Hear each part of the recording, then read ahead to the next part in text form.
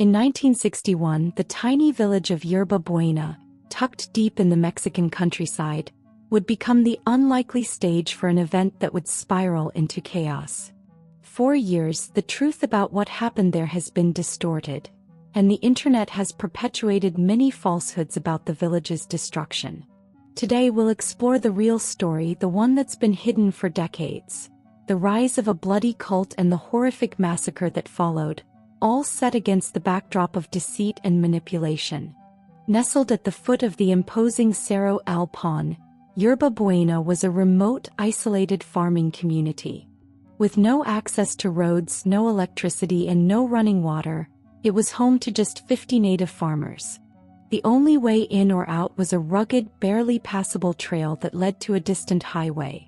The village had been untouched by outsiders for generations, until 1961 when two strangers appeared. These newcomers, Magdalena and Solís, would soon become the catalysts for a series of events that would forever alter Yerba Buena's fate. Their arrival, unannounced and without warning, would mark the beginning of the village's unraveling. Magdalena and Eliezer were fraternal twins born in 1945, and they were just 16 years old when they arrived in Yerba Buena. Raised in Monterrey near Leon, they were well versed in the practice of Spiritism, a deeply rooted religious tradition in Mexico. Spiritism had gained significant influence during the early 20th century, particularly after the Mexican Revolution, when it became intertwined with the anti-government movements of the time. Francisco Madero, the key figure in starting the revolution, was both a spiritist and a medium, believing that his political decisions were guided by the spirits. He even published a spiritist manual in 1911, calling for the revival of the ancient Mexican religions that had been displaced by Catholicism.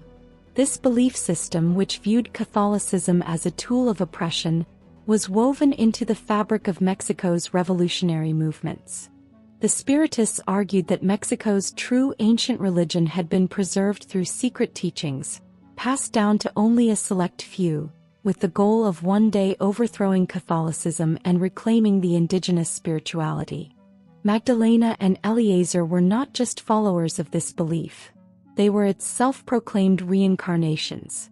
Magdalena portrayed herself as a reincarnated mystic, while Eliezer claimed to be the reincarnation of Saint Francis of Assisi. Armed with this supposed divine authority, the twins began their journey south, looking for ways to exploit the deeply spiritual communities of rural Mexico. Their first stop was in several small indigenous villages, where they began their deception.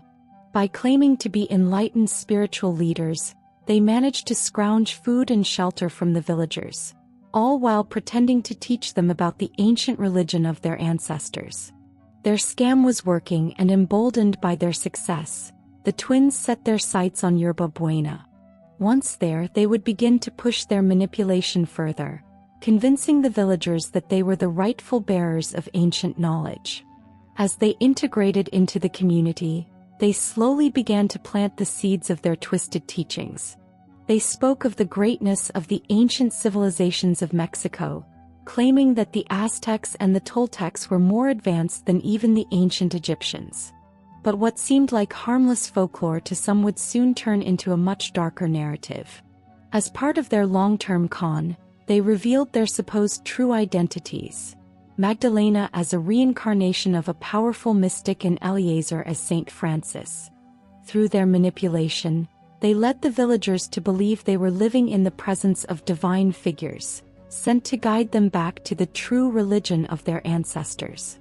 For a time, the villagers welcomed the twins with open arms, offering them food, shelter, and the trust of the community. But this hospitality came with a price. Magdalena and Eliezer's grip on the villagers tightened as they continued to extract more from them: resources, trust, and eventually something much darker. The twins knew their deception could only last for so long. They understood that the villagers would eventually discover the truth of their fraudulent identities, but by then the damage would be done. The seeds of deception had been planted, and the villagers would soon find themselves caught in the grip of a dangerous cult led by the very people they had once welcomed into their homes.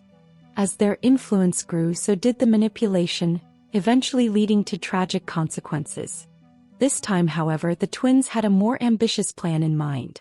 They weren't just passing through. Magdalena and Eliezer intended to stay and cement their hold over the villagers. As the farmers began to grow skeptical and asked for more tangible proof of their divine identities, the twins agreed to demonstrate their powers by performing an ancient ritual. They promised a ceremony that would reveal their supernatural abilities. In reality, the ritual was little more than a theatrical display. They brewed a potion claiming it held the power to grant visions, but in truth, it was laced with marijuana. Once the villagers consumed the drugged concoction, they fell into a more suggestible trance-like state. The twins, now sober and aware of the villagers' altered mental state, continued to manipulate and solidify their fabricated story. This tactic proved to be incredibly effective. Whenever the villagers began to doubt the twins' narrative, the Solís siblings would create new rituals to reinforce their control, upping the ante each time. In the beginning, they had added animal blood to their potion. Then they introduced elaborate costumes, covering themselves in body paint and feathers that resembled the ceremonial attire of ancient Aztec priests and priestesses. As their influence over the community grew, two distinct groups began to emerge in Yerba Buena: those who believed in Magdalena and Eliezer's false teachings, and those who remained skeptical. By spring of 1962, the twins had ordained two of their most devoted followers, Santos and Catano Hernandez, to help with the rituals. These two brothers, who had spent their lives working the fields of Yerba Buena, were eager for a change and saw the twins as their path to power. They readily consumed the drugged potion and fully embraced the lies being told to them. They began to enjoy their newfound authority, using their position to intimidate those who still questioned the twins. With the Hernandez brothers on their side, Eliezer began construction on a temple, a place to conduct the increasingly extravagant rituals. Perched high in the mountain caves above the village, this temple was a simple structure, just a wooden dais around a flat stone altar, covered with a thatched roof supported by 4 wooden pillars. Each night, the villagers would trek through the jungle, ascending the mountain to witness the rituals in the cave. Meanwhile, Magdalena and Eliezer, now living in comfort, were protected by the Hernandez brothers, whose influence was expanding rapidly. However, as the twins gained more power, a tension began to grow between them and their new followers. While the Solís twins were content to keep their scam going as long as possible, Santos and Catano were more eager to escalate things. They wanted to increase the cult's following and influence, pushing for more and more extravagant rituals. The twins found themselves at a crossroads, torn between their desire to maintain control and the brothers' growing insistence on expanding the spectacle. This rift between the leaders and their disciples reached a boiling point in late April of 1962. As night fell upon Yerba Buena, the usual procession began. The villagers walked up the mountain trail to the cave, expecting another ritual. Magdalena, Eliezer, and the Hernandez brothers, painted in the ancient Aztec style, prepared for the evening's ceremony. Once again, they drugged the villagers with their potion, which had become an addictive mix of blood and marijuana. In the haze of the drugged state, Catano stepped forward, calling for a volunteer to offer themselves as a sacrifice to the old gods. He promised that whoever volunteered would ascend to the divine realm, living with the gods for eternity. To the shock of many, one of the villagers willingly stepped forward, offering their life for the supposed divine cause. The drugs and lies had so deeply infected the minds of the villagers that they were now willing to sacrifice everything for the twins' false promises. Catano guided the willing sacrifice to the altar, where the Hernandez brothers quickly carried out the gruesome act. Santos and Catano cut open the victim's chest, removing their still-beating heart. In the aftermath, they collected the blood, replacing the animal blood previously used in their ritual and adding the blood of the sacrifice to the potion. The villagers had been completely consumed by the twins' lies. What started as a simple scam had evolved into something much darker. Each new ritual added to their control, and the villagers' once vibrant community was now a shadow of its former self, caught in the grip of madness. The villagers, now fully immersed in the madness, passed around the potion once more. The ritual continued as it had before, but this time, the gruesome consequences of their actions became undeniable. The body of the sacrificed individual was carried to the far corner of the cave, where it was set alight. The twins had gained such control over the villagers of Yerba Buena that at this point, they had become complicit in acts of murder and even cannibalism. Any lingering doubts or moral objections the villagers may have had were silenced, and no one dared to speak out. For the next year, month after month, the same horrific ritual took place. The villagers entered the cave, and each time, one of them would step forward, volunteering to be sacrificed. Incredibly, this cycle continued for 12 months, with each ritual culminating in the brutal killing of one of their own. Few witnesses survived to tell the tale, but those who did shared chilling accounts of the proceedings.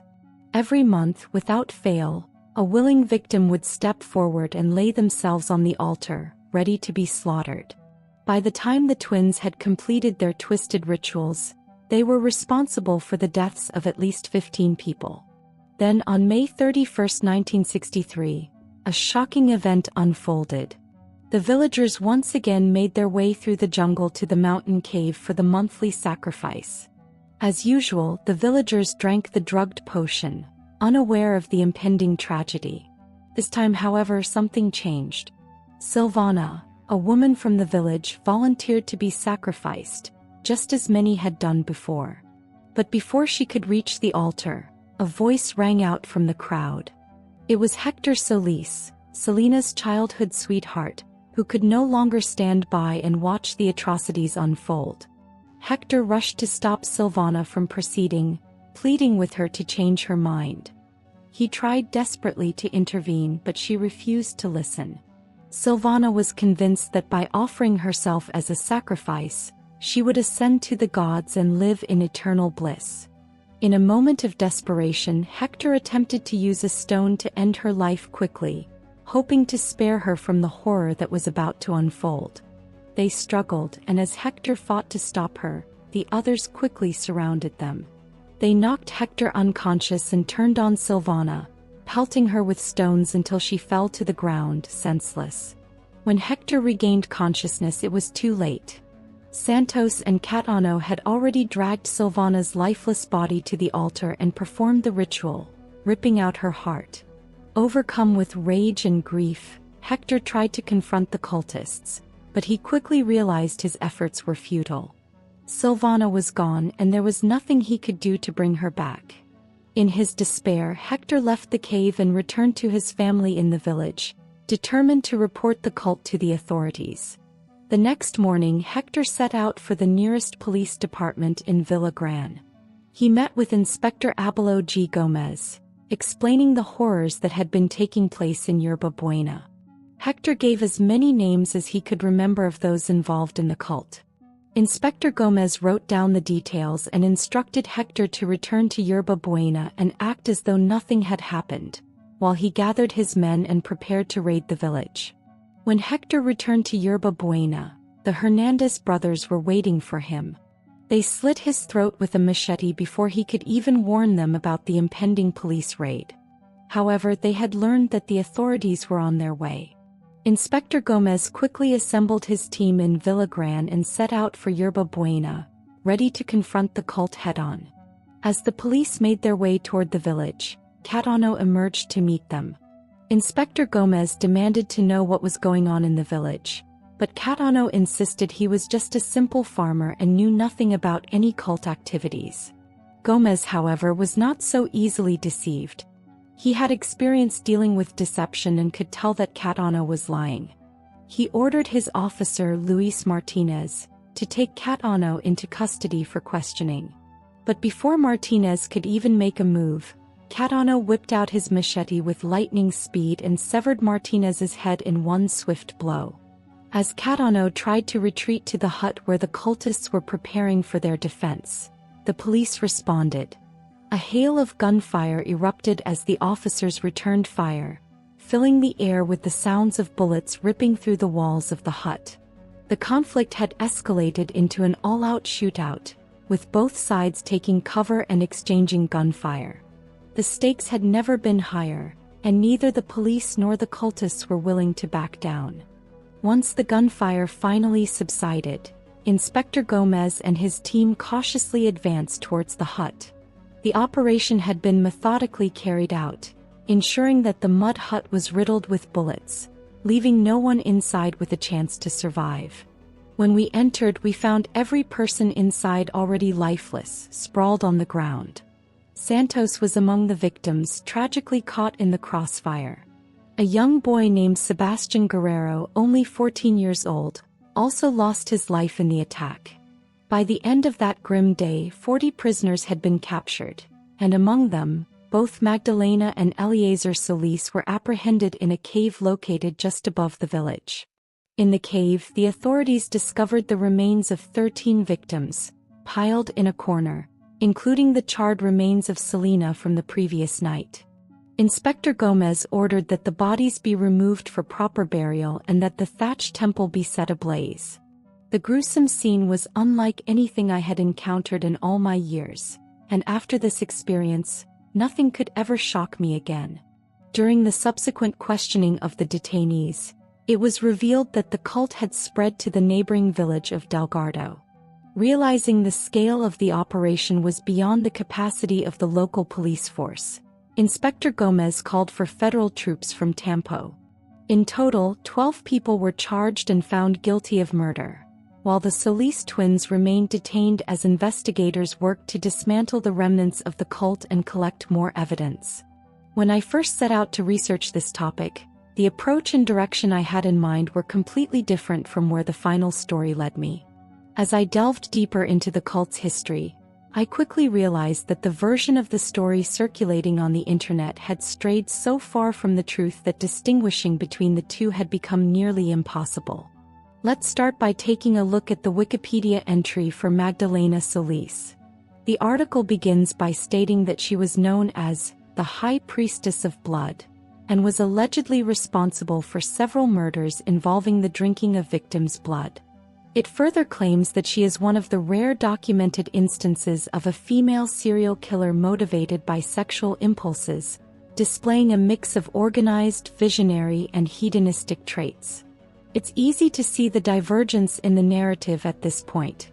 Most online sources fail to mention her brother, Eliezer, and the assumption that the cult was founded by the Hernandez brothers, Catano and Santos, is also overlooked. Instead, many of these sources focus heavily on the supposed sexual aspects of the cult, and disturbingly, many become obsessed with the details of Magdalena's sexuality. It's important to remember that she was only 16 when the cult started. Some versions of the story even go so far as to claim that Magdalena was a prostitute from Monterrey, and when the Hernandez brothers began losing control over the cult, they supposedly traveled across the state borders from Yerba Buena to Monterrey to recruit her. This seems highly implausible, considering that Monterrey is over 148 kilometers away from Yerba Buena. Furthermore, the actual location of Yerba Buena is still a subject of debate among researchers. According to the Wikipedia entry, Yerba Buena is situated in San Luis Potosí, although pinpointing its exact coordinates proved challenging at first. However, Yerba Buena, Villagran, and Delgado are all part of the Tulipas region. After examining the history of the Wikipedia edits, it becomes apparent that much of the English-language page was copied from the Spanish version, which was last updated on August 3, 2021. Interestingly, the Spanish page correctly identifies the location of Yerba Buena, but this detail wasn't transferred to the English version. The Spanish entry itself has seen minimal changes since its creation and initially cited only 2 blog-style sources from the early 2000s, which retell the distorted version of events. This allows us to narrow down the origin of the online version of the story. The earliest traceable source I found was a newspaper article from the Valley Evening Monitor dated June 13, 1963. Just a month after the final raid and sacrifice.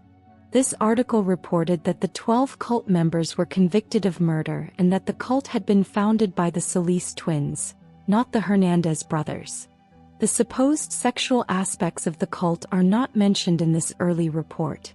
A year later, in 1964, an American named Bill Starr traveled to Mexico and interviewed Inspector Gomez about the case.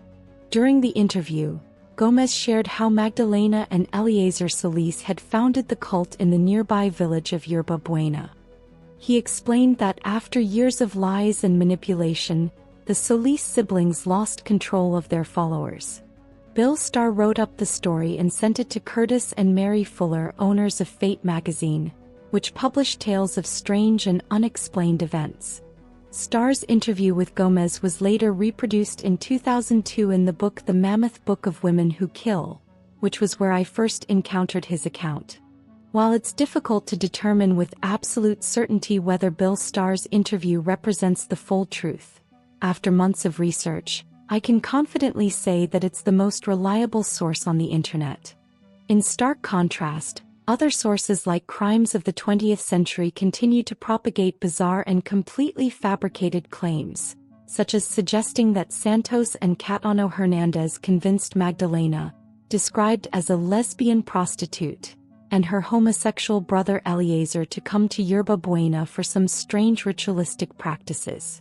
The sources claim that during one such ceremony, Santos Hernandez allegedly sexually purified a teenage girl named Selena Salvina, with Magdalena watching and later becoming involved in the ritual herself.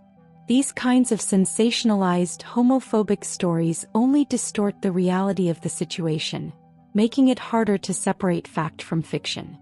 If you dare to explore the darkest crimes and mysteries, don't forget to like, share with fellow truth seekers, and subscribe to the channel for more terrifying revelations. Hit the bell so you don't miss any chilling story. See you in the next nightmare.